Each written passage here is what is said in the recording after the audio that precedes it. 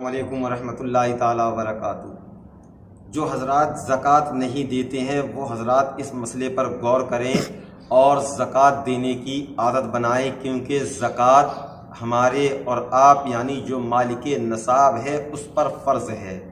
زکوٰۃ نہ دینے کے نقصان کیا ہے سنیں۔ اللہ تعالیٰ کے لیے مال کے ایک حصہ کا جو شریعت نے مقرر کیا ہے، کسی فقیر کو مالک بنا دینا زکوٰۃ کہلاتا ہے۔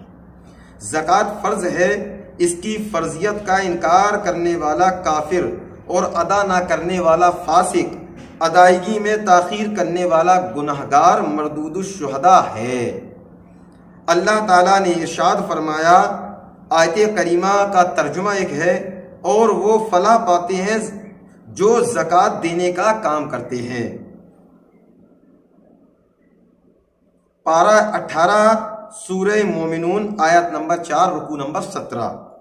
اور آگے ارشاد فرماتا ہے، آیت کریمہ کا ترجمہ ہے، اور وہ کہ جوڑ کر رکھتے ہیں سونا اور چاندی اور اسے اللہ کی راہ میں خرچ نہیں کرتے، انہیں خوشخبری سناؤ دردناک عذاب کی، جس دن وہ تپایا جائے گا جہنم کی آگ میں، پھر اس سے داغیں گے اس کی پریشانیاں اور کروٹیں اور پیٹھیں، یہ ہیں وہ جو تم نے اپنے لیے جوڑ رکھا تھا، چکھو مزہ اس جوڑنے کا۔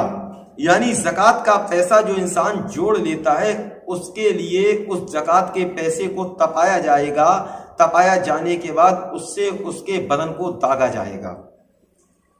آگے ارشاد فرماتے ہیں، حضور صلی اللہ علیہ وسلم نے ارشاد فرمایا، زکوٰۃ کا مال جس میں ملا ہوگا اسے تباہ کر دے گا۔ اور آگے حضور صلی اللہ علیہ وسلم نے ارشاد فرمایا، جو قوم زکوٰۃ نہ دے گی اللہ تعالیٰ اسے قحط یعنی غریبی اور بھوکمری میں مبتلا فرما دے گا۔ اور آج دیکھیے ہماری قوم میں سب سے زیادہ غریبی ہے۔ زکوٰۃ جاتی ہے لیکن غریبی ختم نہیں ہو رہی ہے۔ اس کی وجہ صرف یہی ہے کہ ہم نے اللہ کے طور طریقوں پر عمل کرنا بند کر دیا ہے۔ اور آگے ارشاد فرماتے ہیں، حضور سید عالم صلی اللہ تعالی وسلم نے ارشاد فرمایا، جس کے پاس سونا چاندی ہے اور اس کی زکوٰۃ نہ دے، قیامت کے دن اس کی تختیاں بنا کر جہنم کی آگ میں تپائیں گے، پھر اس سے اس شخص کی پیشانی، کروٹ اور پیٹھ کو داغا جائے گا۔ جب وہ تختیاں ٹھنڈی ہو جائیں گی پھر انہیں تپائیں گے۔ قیامت کے دن 50,000 برس کا ہے، یوں ہی کرتے رہیں گے یہاں تک کہ تمام مخلوق کا حساب ہو جائے گا۔ اللہ اکبر۔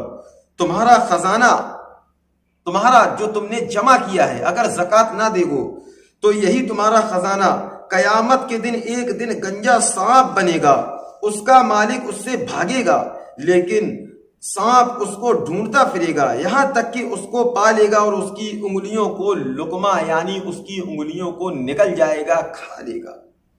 آگے ارشاد فرماتے ہیں، جو شخص سونے یا چاندی کے شرعی نصاب کا مالک ہے اور وہ اس کا حق یعنی زکوٰۃ نہ ادا کرے، تو قیامت کے دن اس کے لیے اس سونے اور چاندی کی سلیں بنائی جائیں گی اور انہیں آگ میں تپایا جائے گا، پھر آتشی سلے سے اس کے پہلو، پیشانی اور پیٹھ کو داغا جائے گا، اور جب وہ ٹھنڈی ہو جائیں گی پھر دوزخ کی آگ میں تپا کر داغا جائے گا۔ اسی طرح ہمیشہ ہوتا رہے گا۔ اللہ اکبر۔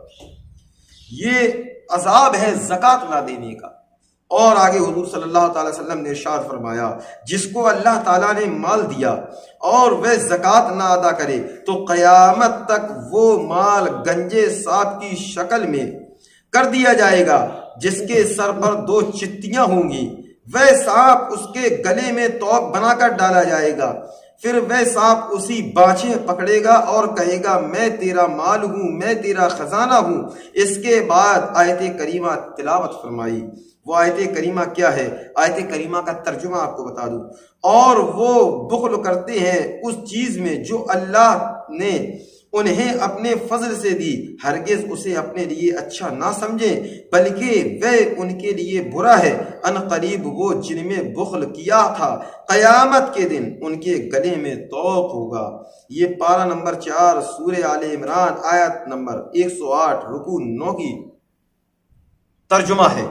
اور آگے ارشاد فرماتے ہیں، زکوٰۃ کے سلسلے میں مالک نصاب وہ شخص ہے جو 52.5 तोला चांदी या 7.5 तोला सोना का मालिक है, या इनमें से किसी एक की कीमत के सामने तिजारत का मालिक हो, या ममलूका चीजें हाजत असलिया से जायद देन फर्ज हो, कर्ज से फारिग हो, गेहूं जो जवार बाजरा धान और हर किस्म के गल्ले अलसी अखरोट बादाम और हर किस्म के मेवे रुई फूल गन्ना खरबूज तरबूज खीरा बैगन हर किस्म की तरकारियां सब में उश्र वाजिब है, यानी उसको ज़कात देना पड़ेगा।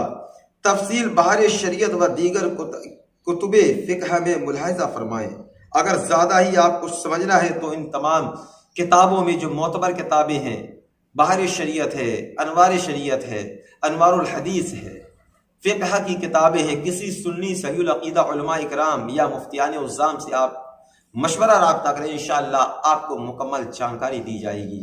तो ये मेरे भाई ज़कात ना देने वाले का अंजाम था। आप हज़रात से गुजारिश है कि आप हज़रात वक्त पर रमज़ान से पहले ज़कात दें। ज़कात देकर अपना और अपने घर वालों का ठिकाना जन्नत बनाएं।